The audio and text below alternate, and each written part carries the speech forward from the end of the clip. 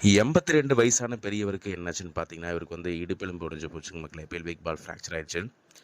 இது எப்படின்னு கேட்டீங்கன்னா, கீழ விழுந்துட்டாருங்க. அவர் வீட்டுக்குள்ளேயே நடக்கிறப்ப. ஆமா, இவருக்கு என்னன்னா 2 கண்ணுமே வந்து இவருக்கு வந்து தெரியாதுங்க. அதனால தான் காலு ஸ்லிப் ஆனதுல இவரு கீழ விழுந்ததுல இடுப்பெலும்பு உடைஞ்சு போச்சுங்க மக்களே. ஆமா.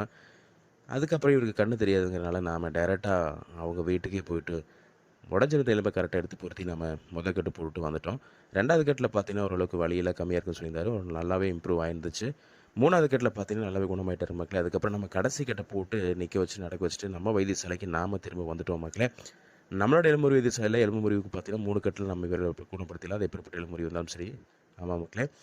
மறக்காம இந்த வீடியோவ ஷேர் பண்ணுங்க மக்களே. நீங்க ஷேர் பண்றது மூலமா, சமீபத்தில இடுப்பெலும்பு முறிஞ்சிருக்கிற மக்களுக்கு இது வந்து பேருதவியா இருக்கும்.